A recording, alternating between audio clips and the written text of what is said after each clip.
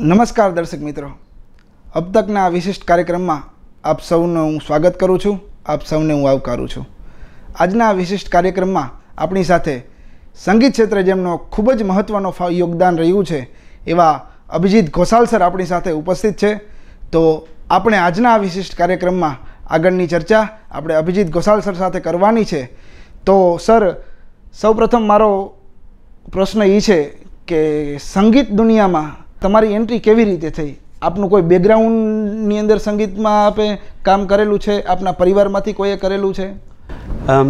मैं मूलतः प्रयागराज में पैदा हुआ और उत्तर प्रदेश का ही रहने वाला हूँ, इसलिए मेरी हिंदी की दक्षता दूसरी भाषाओं के सापेक्ष अधिक है। वहाँ पे पढ़ाई लिखाई हुई, फिर मैंने मेरे स्कूल में, मेरे कॉलेज में और मेरे यूनिवर्सिटी में पता नहीं कैसे लेकिन टॉप किया था। और उसके बाद पहला जो एग्ज़ाम दिया स्टेट बैंक का पीओ का एग्ज़ाम था, उसमें सिलेक्शन हो गया। तो आप समझ सकते हैं कि घर में म्यूज़िक का ऐसा कुछ नहीं था। फिर उसके बाद बैंक ऑफिसर बन गया, फिर सारेगामापा में आया। सारेगामापा मैंने 11 बार जीत के स्वेच्छा से छोड़ दिया था वॉलंटरीली।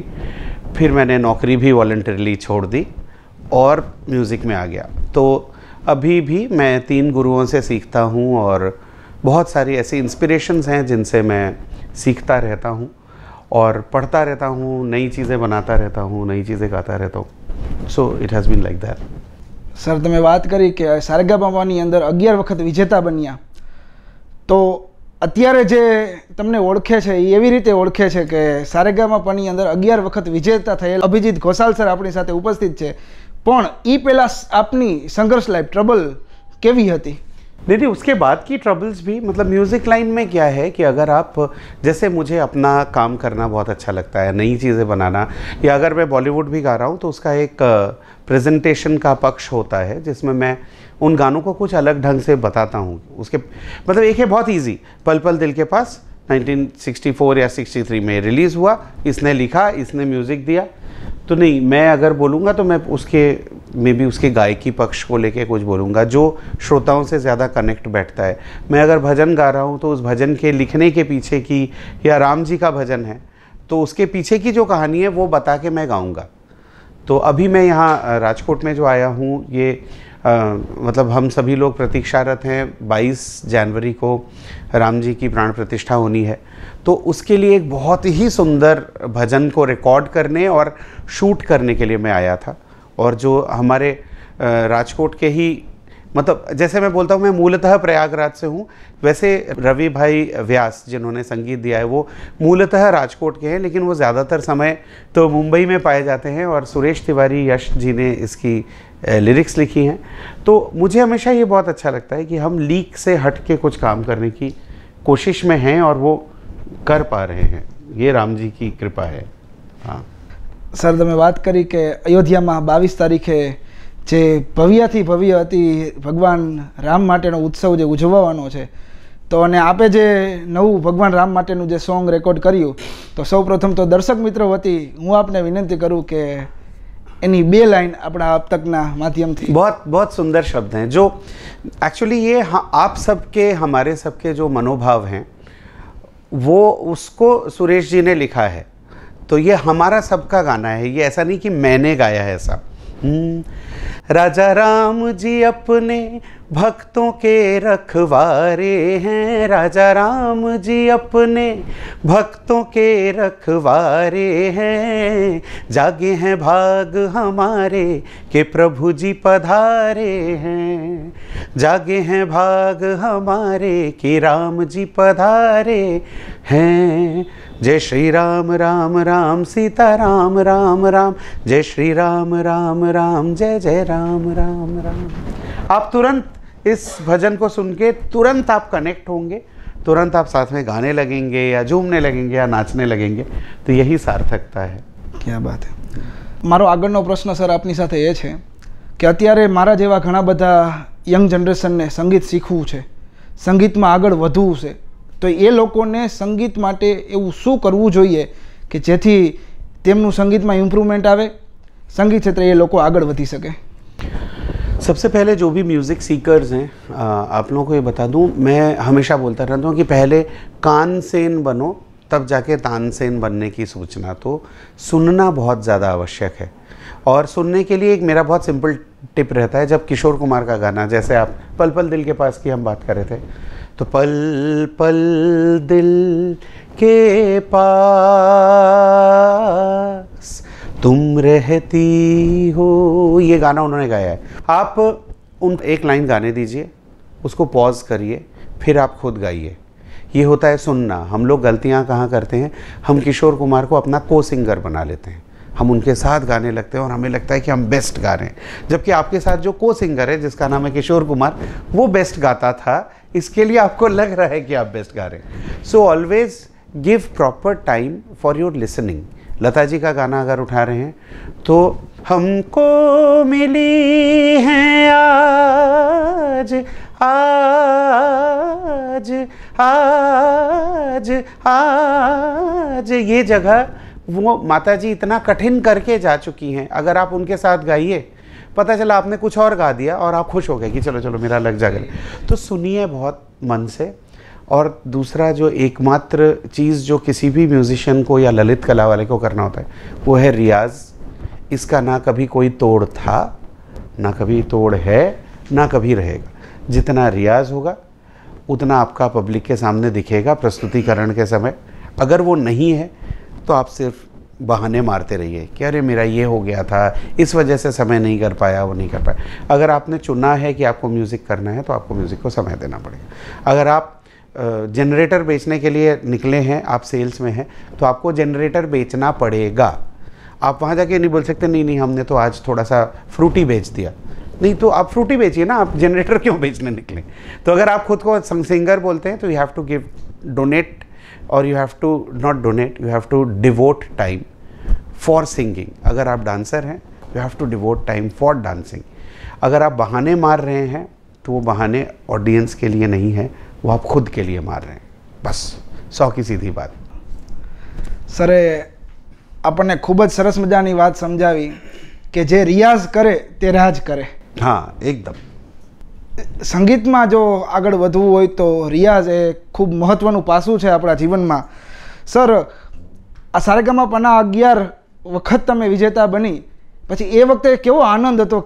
मेरे समय में सारेगामापा सबसे अच्छी बात यह है, मैं उसके इतने साल बाद भी गाना गा रहा हूँ, शायद इस वजह से क्योंकि उस समय SMS वाला कंपटीशन नहीं था। मेरे जजेस का नाम अगर बोलूँ, विलायत खान साहब मेरे जज थे, नौशाद साहब मेरे जज थे, हरिप्रसाद चौरसिया जी मेरे जज थे, शिव कुमार शर्मा जी मेरे जज थे, राशिद खान साहब मेरे जज थे। तो जब आपको कसौटी पे कसने के लिए इतने कठिन लोग हो ना, तो उनके सवाल भी वैसे ही कठिन होते हैं और आपको उत्तर भी वैसे सोच के देना पड़ता है। तो मुझे लगता है कि उस समय आए थे, उसके बाद भी हम लोग लगातार सीखते रहे। शायद इस वजह से हम अभी भी कुछ ना कुछ काम कर रहे हैं, या मैं आपको 10 नई चीज़ें सुना सकता हूँ जो आपने नहीं सुनी है और जो हमने बाद में बनाई या कहीं से सीखी। नहीं तो क्या होता है, मोस्टली लोग फिल्म के गाने गाते गाते उनकी ज़िंदगी बीत जाती है, उससे पैसे भी मिल जाते हैं, ये सेटिस्फैक्शन भी होता है कि हम गा रहे हैं। पर हमको ये था कि नहीं, हम वो तो गा ही लेते हैं। मैं हमेशा बोलता हूँ मैं फिल्मी ही नहीं, मैं इल्मी भी गाता हूँ। तो इल्म मतलब शिक्षा। So I sing both and I try to amalgamate both. अगर मैं फिल्म का गाना गा रहा हूँ, एक एग्जांपल थोड़ी देर पहले मैं दे रहा था किसी को, पा गा रे गा सा रे गा रे सा पा, 4 नोट हैं, सा रे गा पा, 1 पा, 2 सा, 3 रे, 4 गा। इस पे मैं बताऊं, पा गा रे गा, कौन सा गाना है? हसीना से यूं मुलाकात।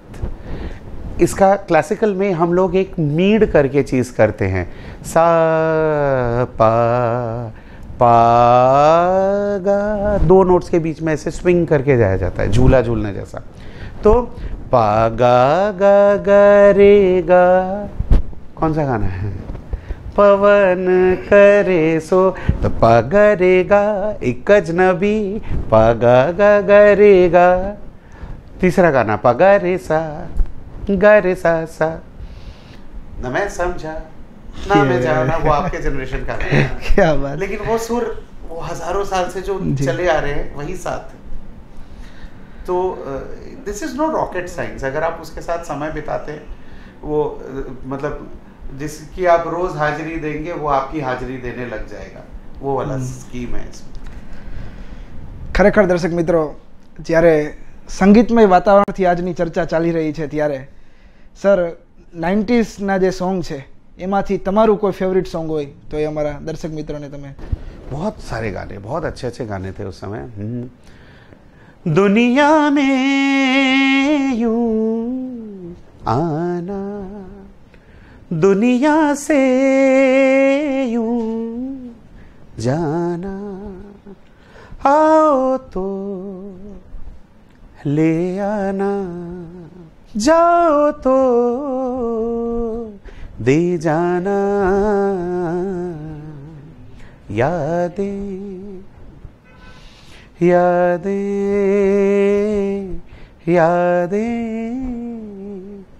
नगमे हैं, शिकवे हैं, किस्से हैं, बातें हैं, बातें भूल जाती हैं, यादें याद आती हैं, ये यादें किसी दिलो जानम के चले जाने के बाद आती हैं, यादें यादें। कितने सुंदर शब्द हैं। अनु मलिक जी की कॉम्पोजिशन है, हरिहरन जी ने गाई थी, जावेद साहब के लिरिक्स हैं, ब्यूटीफुल लिरिक्स। આપણે સર આગળના વિષયમાં વાત આ સંગીત ઉપર જ કરવી છે, પણ જેમ 90sના સોંગને આપણે યાદ કર્યા એવી રીતે અત્યારે અમારી યંગ જનરેશન માટે અને અત્યારના જે ટ્રેન્ડિંગ સોંગ આવે છે એમાંથી કોઈ તમને ગમતું સોંગ? रब्बा ने तुझको बनाने में कर दी है हुस्न की खाली तिजोरियां, काजल की सियाही से लिखी है तूने जाने कितनों की लव स्टोरियां। ये अमिताभ का लिखा हुआ है, लव स्टोरियां। हिंदी और इंग्लिश का कितना सुंदर हुआ है। केसरिया तेरा इश्क है पिया, रंग जाऊं जो मैं हाथ लगाऊं, दिन बीते सारे तेरी फिक्र में, रैन सारी तेरी खैर मनाऊं। अब इसमें एक इंटरेस्टिंग चीज़ बताऊं आप लोगों को जो म्यूज़िक सीखते हैं या म्यूज़िक में इंटरेस्ट है।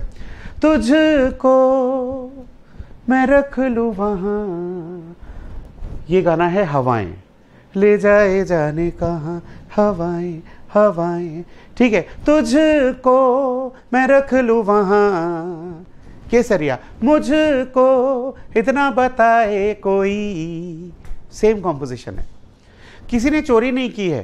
तुझको मैं रख लूं वहाँ, मुझको इतना बताए कोई, कैसे तुझसे दिल ना लगाए कोई, रब्बा ने मुझको मैं रख लूं वहाँ, जहाँ पे नहीं है मेरा यकीन, मैं जो तेरा ना हुआ किसी का नहीं, किसी का नहीं, ले जाए जाने कहाँ हवाएं हवाएं। अब ये दोनों का कहीं ना कहीं कॉम्बिनेशन मिला ना, ये है क्लासिकल म्यूजिक। अब ले जाए जाने कहाँ हवाएं, उसी साल दूसरा गाना आया था कि राता लंबियाँ लंबियाँ रे कटे तेरे संगिया संगिया रे, ले जाए जाने कहाँ, ये भी दोनों सेम चीज़ है। तो क्लासिकल हमारे एक्चुअली हमारे सबके अंदर जो सर्कुलेटरी सिस्टम है ना, जैसे खून बह रहा है वैसे हर गाने के अंदर दुनिया में यही सातों नोट्स बह रहे हैं। आप अगर कनेक्ट कर दीजिए, जैसे मैं ये कनेक्ट करता रहता हूँ, तो आपका ऑडियंस जो है वो और रिच बनता जाता है कि अच्छा ये मेरे ही गाने गा रहा था, लेकिन इसने कुछ और भी गाया, सागर किनारे दिल ये पुकारे, उसके 10 साल पहले आया था, हमें रास्तों की ज़रूरत नहीं है, उसके और पहले आया था, यही है तमन्ना यही मेरी आरज़ू, रहे ना रहे हम महका करेंगे। अगर आप देखेंगे ऐसे में तो आपको 10 गाने सुना सकता हूँ जिसके प्रोग्रेशन सेम है, मतलब गाने का जो चलन है वो एक ही है, फिर आपको लगेगा कि अच्छा ये तो एक ही जैसा था, पर आपने कभी वो नोटिस नहीं किया था, बस दैट्स इट। सो वो ऐसा नहीं कि शंकर जयकिशन का कोई गाना आर डी बर्मन ने चोरी कर लिया, नहीं, शंकर जयकिशन को भी कुल मिला के वही 7 मिले थे और आर डी बर्मन को भी 7 मिले थे, तो कहीं पे भी आपका 100 का नोट और मेरा 100 का नोट अलग नहीं है, तो ये वैसा है। ખાસ કરીને મિત્રો જે વાત શીખવા મળી, અભિજીત સર પોતે જ લખે છે અને પોતે જ કમ્પોઝ કરે છે, એટલે વાત સર આ 90sના સોંગ અને અત્યારના સોંગ તમારી પાસે રજૂ કરાવવાનું મેઇન કારણ એ કે જે એક આખો બદલાવ આવી ગયો। પહેલાં જે ગીતો લખાતા એની અંદર શબ્દોનું મહત્ત્વ હતું, મ્યુઝિકનું મહત્ત્વ હતું, પણ અત્યારે કદાચ અમુક જે વલ્ગર સોંગ આવે છે, उस समय भी वल्गर गाने आते थे जो हमें याद नहीं है, हमको अच्छे वाले गाने याद हैं, आज भी एक से एक अच्छे गाने बन रहे हैं जो धीरे धीरे फिल्टर हो जाएंगे, घटिया वाले गाने आपको नहीं याद रहेंगे। मैं अभी भाई को बोल रहा था कि एक राग मेघ है, सारे नी सारे पा मा रे, रे मा पा नी पा मा रे नी रे सा, कहाँ से आए बदरा। आप नए गाने सुनते हैं, आपको ये गाना पता है ना, घुलता जाए कजरा, कहाँ से आए बदरा हो। 4 साल पहले एक गाना आया था, जो 3 साल पहले, जो बहुत हिट हो गया, राग मेघ, जानू मेरी जाने मन कैसा तेरा प्यार है, बचपन का प्यार कभी भूल नहीं जाना। आज आप सुनना चाहेंगे इसको? यही सार्थकता है अच्छे म्यूजिक की कि कहाँ से आए बदरा। इस पूरे कमरे में सब लोगों ने, उन दोनों को भी मैं देख रहा था जो कैमरे पे हैं, उनका चेहरा अच्छा वाला बन गया। और जानू मेरी जाने मन कहाँ से आए बदरा, ये वाला आपको नहीं याद है, ये नहीं याद रहेगा। झूठ बिकता है पर सच टिकता है, बस। तो पुराने में भी जो अच्छी अच्छी चीज़ें हैं, आपको ये लग रहा है कि सलील चौधरी के हर एक गाने इतने सुमधुर थे, प्लीज़ कभी मतलब मैं सलील दा को कुछ नहीं बोलना चाह रहा हूँ, मैं ये बोल रहा हूँ कि हर समय में उस समय का जो सर्वश्रेष्ठ है, वो आज से 500 साल पहले एक सर्वश्रेष्ठ चीज़ तोड़ दी गई थी, हम उस सर्वश्रेष्ठ को वापस ला रहे हैं ना 22 तारीख को। तो उसी तरह से इस देश का जो सर्वश्रेष्ठ संगीत रहा है, वो हमेशा था, वो आज भी है।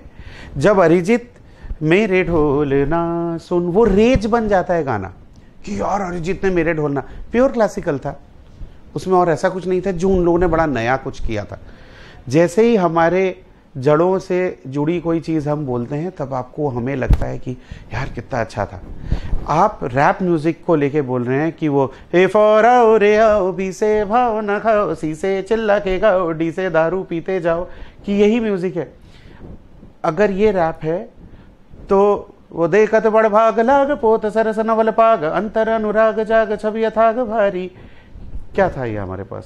ये इवन 60s में मन्ना दा का गाया हुआ है वो, ए पंखियो एकल शोर कर्यो भाई, धरती ने सूरज चूम्यो, उथली लई ने साजनो समीर, आज वने वन घूम्यो, वने वन घूम्यो। ये रैप नहीं तो क्या है? तो आपको ये गाना आता था ना, आप सबको आता था। अभी हो सकता है 1.5-2 साल पहले एक बहुत गंदा सा कोई गुजराती में एक गंदे लिरिक्स वाला कुछ आया, वो आज आपको याद भी नहीं रहेगा। सो अच्छा संगीत पहले भी टिकने वाला था, और आज भी जो बन रहा है उसमें से जो अच्छा है वो वैसे भी टिकने वाला है। बस मैं कभी भी ये नहीं बोलता, मैंने अभी थोड़ी देर पहले शायद आप ही से बात हो रही थी, हम आजकल कॉन्सर्ट शुरू करते हैं कि सुनहरे दिनों के गाने हम आपको सुनाएंगे, अब तो वैसे गाने नहीं बनते, अब तो इतना गंदा बनता है। आप जो इस समय की जनरेशन है, पहले लाइन में उसको अपने से काट दे रहे हैं कि भाई मैं तुम्हारे लिए नहीं, मैं तुम्हारे दादाजी वाले गाने सुनाने वाला हूँ। आप सुनाइए ना, उसके भी अच्छे अच्छे गाने बन रहे हैं। 90s में हमने 90s में हम ये मुखालफत सुनते थे, अच्छे गाने नहीं बन रहे, 60s के गाने अच्छे थे। आज हम ही लोग बोल रहे हैं कि तेरे दर पर सनम चले आए बहुत अच्छा गाना था। मैं राजकोट में आया हूँ, जिस भजन को हम 2 दिन 3 दिन के अंदर रिलीज़ कर रहे हैं, उसके लिरिक्स सुनाए, आपने ये सुने नहीं है कभी भी, लेकिन आप लोग सुन के बताइए आपको अगर बोरिंग लगे तो। है बैकुंठ का अंश अयोध्या, धरती का श्रृंगार, नारायण ने जहाँ लिया है नर बन कर अवतार। 10 दिशा में देखो गूंजते, 10 दिशा में देखो गूंजते प्रभु के जय जयकारे हैं। जाग उठे भाग हमारे के राम जी पधारे, जाग उठे भाग हमारे के राम जी पधारे हैं। जय श्री राम राम राम सीताराम। तो दिस इज़ गुड म्यूज़िक, कि हमारे देश की मिट्टी से जुड़ा हुआ संगीत है, हमेशा था, हमेशा रहेगा। गुजराती या हिंदी और सब गाने आते हैं, उसमें आपके गुजरात के फोक का जीना जीना जीना, ये देखिए सबका सर हिल गया ना। उड़ा गुलाल माही तेरी चूनरिया लहराई, अरिजीत ने गाया है, अभी का लिखा हुआ है, 3 साल पहले आया था। तो हम नए गाने को कैसे बुरा बोले। अभी एक रहमान साहब का एक गाना आया है, मैं मस्ताना नाम न जाना ये प्यार में तेरा दीवाना, मुझे एग्जैक्टली नहीं पता, आपको पूरा लगेगा शम्मी कपूर का कोई गाना सुन रहे हैं। क्या गाया है अरिजीत ने, शैली ने लिखा है, लिखा भी उतना सुंदर, रहमान साहब का म्यूजिक उतना सुंदर। तो सुंदर चीज़ें हमेशा थोड़े थोड़े दिनों में आती रही हैं, और जो कम सुंदर चीज़ें होती हैं वो इसके लिए होती है, लोग अंधेरे को देखते हैं तभी पता चलता है ना कि उजाला क्या है। तो आप सिर्फ उजाले उजाले में रहिए तो हमको लगेगा कि हाँ यही तो कॉमन है, तो इसलिए थोड़ा थोड़ा अंधेरा बीच में आना चाहिए। સરે આપણને ઘણા બધા સોંગ ભગવાન રામ ઉપરનું છે, ટૂંક જ સમયમાં આવી રહ્યું છે એમનું સોંગ, એ પણ અહીંથી એના ભાવ સાથે ભગવાન રામની વંદના સાથે અહીંથી રજૂ કર્યું। પણ સર વચ્ચે એક રાગની વાત તમે કરી હતી કે રાગ, તો એમાંથી 2 રાગની આપણી પાસેથી જાણવા માંગીશ કે કેવી રીતે એનું બંધારણ। એક છે શિવરંજની। देखिए, मैंने प्योर क्लासिकल का कभी कोई कोर्स नहीं किया, इसलिए मेरी राग की अवधारणा बहुत लिमिटेड है। उसमें आप अगर अहीर भैरव पूछेंगे तो मैं बता सकता हूँ। तो अहीर भैरव में सारे गा मा पा धा नी धा मा गा मा रे सा, इस तरह से चलता है। तो सा सारे गा मा पा धा नी धा मा गा मा रे, वक्त करता जो वफा, पुराने दिन का था, अपने जीवन की उलझन को पूछो ना कैसे मैंने रैन बिताई। अगर आप सोचते इसमें सिर्फ क्लासिकल गाने बनते हैं तो लगन लगन लग गई है तुझसे मेरी लगन लगी, ये भी अहीर भैरव है। देन क्यों तन्हाई दिल के रास्ते में कैसी ठोकर मैंने खाई, टूटे ख्वाब सारे एक मायूसी है छाई, हर खुशी खो गई जिंदगी खो गई, क्या मैंने चाहा था और क्या किस्मत में आई, तन्हाई राम तेरी गंगा मैली हो गई। जश्न है जीत का जीत का जीत का, ये मैंने लंदन रीम्स में गाया था। सुन ले खुदा गौर से जरा आसमां मेरा, अब आसमां मेरा हो, मैं तो अकेले चल दिया हाथों में लेके पतवार, माझी पे मुझको नहीं था थोड़ा सा भी एतबार, जश्न है जीत का सरे गामा पदा नी दा नी दा मा गा मा रे सा। तो अभी और भी बहुत गाने। नैनों की मत मानियो रे, नैनों की मत सुनियो, नैनों की मत सुनियो रे, नैना ठग लेंगे, ठग लेंगे न, ठग लेंगे नैना। इस तरह से है। सो वही यही शाश्वत है, यही चिरंतन है। ખાસ તો ખૂબ જ સુંદર રીતે અને સંગીતમય આ ચર્ચા ચાલી રહી છે ત્યારે સર આપ અમારા રંગીલા રાજકોટના મહેમાન બન્યા છો। ખાસ કરીને અહીંયા આવવાનું આપનું કારણ અને કયા હેતુ માટે આપ અહીંયા આવ્યા છો તે અમારા દર્શક મિત્રો। राजकोट में मेरे एक परम मित्र रहते हैं, उनका नाम है रवि व्यास। वो ज़्यादातर समय मुंबई में ही रहते हैं, लेकिन जैसे मैं मूलतः प्रयागराज से हूँ वैसे रवि भाई मूलतः राजकोट से हैं। तो अभी ये जो राम वाले भजन की परिकल्पना हुई वो शायद 4 दिन पहले हुई। मैं उस समय प्रयाग में था, अचानक रवि भाई का आया कि 4 दिन के अंदर एक गाना बन रहा है। आप लोग सोचिए, जब हम आपसे बात कर रहे हैं अभी इस समय मुंबई में इस गाने के कुछ पार्ट्स की रिकॉर्डिंग चल रही है, मैंडोलिन रिकॉर्ड हो रहा है, शहनाई रिकॉर्ड हो रही है, अहमदाबाद में गिटार रिकॉर्ड हो रहा है।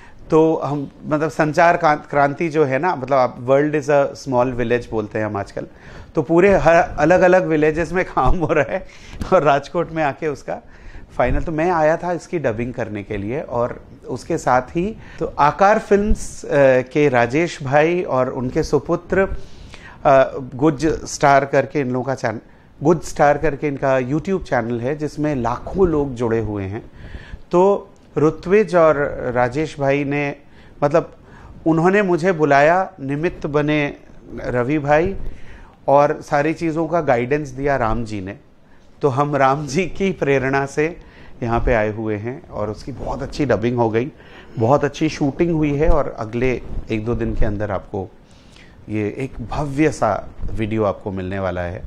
तो मैं राम जी के बुलावे पे इस बार राजकोट आया था। ખરેખર આજના વિશિષ્ટ કાર્યક્રમમાં આપણને સંગીત ક્ષેત્રે ઘણું બધું શીખવા પણ મળ્યું અને ઘણી બધી એવી વાતો પણ અહીંથી સર દ્વારા શેર કરવામાં આવી।